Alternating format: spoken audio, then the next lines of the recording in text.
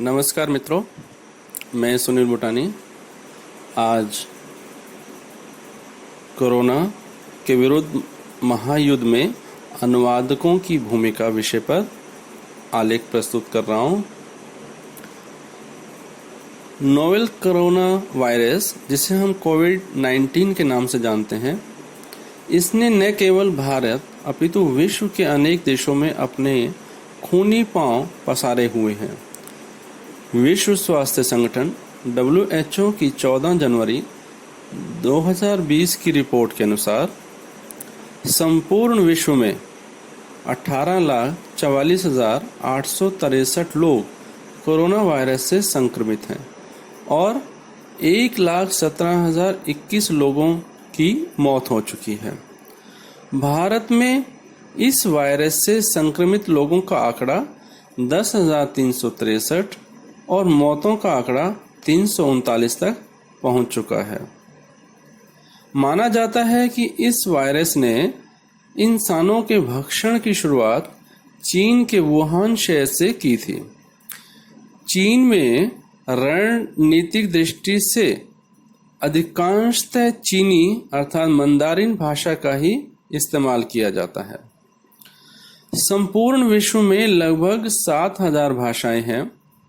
विश्व के सभी देशों का सबसे बड़ा संयुक्त मंच अर्थात संयुक्त राष्ट्र संघ और इसके अंतर्गत कार्य करने वाले अनेक महत्वपूर्ण संगठन, जिनमें विश्व स्वास्थ्य संगठन WHO भी शामिल है,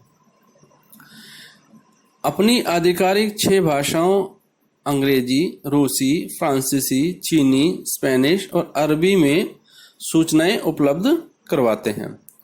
उल्लेखनीय है कि संयुक्त राष्ट्र के हिंदी पोर्टल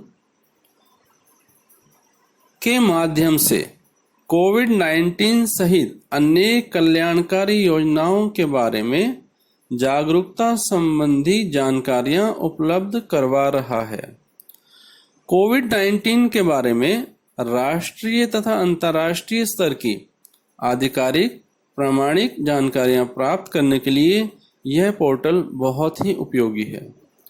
इसके साथ ही विश्व का प्रत्येक देश अपने अपने देश में राष्ट्रीय एवं राज्य स्तर की मुख्य भाषाओं के माध्यम से महत्वपूर्ण सूचनाओं का प्रचार प्रसार करते हैं।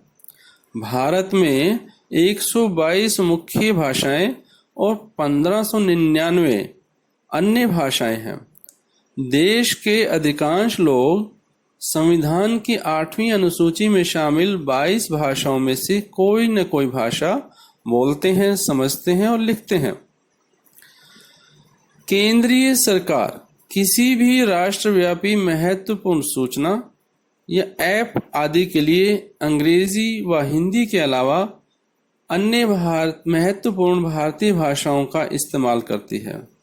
इसके साथ ही राज्य सरकारें अपने अपने राज्य में अधिकांशतः बोली जाने वाली, समझी जाने वाली और लिखी जाने वाली भाषाओं में महत्वपूर्ण सूचनाओं का प्रचार प्रसार करते हैं। इन भाषाओं में राज्य की राजभाषा या राजभाषाएं जैसी भी स्थिति हो अवश्य शामिल होती हैं। इस तरह भारत सहित संपूर्ण विश्व अपनी अपनी प्रचलित भाषाओं के माध्यम से कोरोना वायरस संक्रमण से बचाव एवं सावधानियों संबंधी महत्वपूर्ण जानकारियां अपनी अपनी जनता तक पहुंचाने का प्रयास कर रहे हैं। इस स्थिति से समझा जा सकता है कि विश्व को कोरोना वायरस के संक्रमण के प्रति जागरूक करते हुए उनके प्राणों की रक्षा करने में भाषाएं और अनुवादक महत्वपूर्ण भूमिका निभा रहे हैं। देश के लोगों को कोरोना वायरस से संक्रमण के प्रति जागरूक करने और उनके बचाव के उपायों को ध्यान में रखते हुए केंद्र सरकार द्वारा तैयार किया गया आरोग्य सेतु ऐप हिंदी एवं अंग्रेजी सहित 11 भारतीय भाषाओं में उपलब्ध करवाया गया है। कोरोना के विरुद्ध महायुद्ध में जीत सुनिश्चित करने के लिए भाषा और अनुवाद को हथियार के तौर पर इस्तेमाल किया जा रहा है।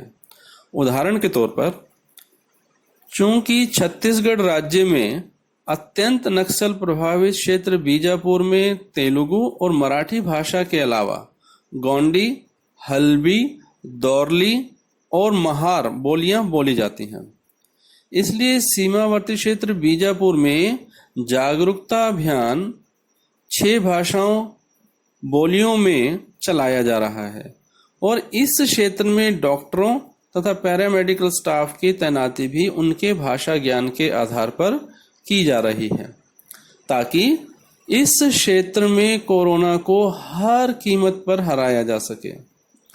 कोरोना के विरुद्ध महायुद्ध में भारत का संघीय ढांचा भी महत्वपूर्ण भूमिका निभा रहा है। प्रत्येक राज्य, संघ शासित क्षेत्र अपनी राजभाषाओं एवं स्थानीय भाषाओं के माध्यम से लोगों को जागरूक कर रहे हैं। अपने अपने राज्य के लोगों से उनकी भाषा में संवाद कर रहे हैं और उन्हीं की भाषा एवं बोली के जानकार लोगों को उनके इलाज में लगाने का प्रयास कर रहे हैं, जिससे कि स्थानीय लोग कोरोना की गंभीरता को समझ सकें और अपना पूर्ण सहयोग देते हुए इलाज करवाएं। राष्ट्रीय एवं राज्य स्तरीय राजनेताओं एवं अलग अलग धर्मों के धर्माचार्यों और उनके द्वारा इस्तेमाल की जाने वाली भाषा का भी कोरोना के विरुद्ध महायुद्ध में विशेष योगदान है। प्रधानमंत्री नरेंद्र मोदी देश ही नहीं विदेशों में भी कोरोना के विरुद्ध महायुद्ध में भारत के लोगों का नेतृत्व कर रहे हैं और समय समय पर देश को हिंदी में संबोधित कर रहे हैं। अलग अलग धर्मों के धर्माचार्य अपने अपने अनुयायियों को उनकी सहज समझ में आने वाली भाषा के माध्यम से जागरूक कर रहे हैं। हिंदी ने देश के स्वतंत्रता आंदोलन से लेकर हर गंभीर स्थिति परिस्थिति में लोगों को एक सूत्र में पिरोते हुए विजय सुनिश्चित करने में महत्वपूर्ण योगदान दिया है।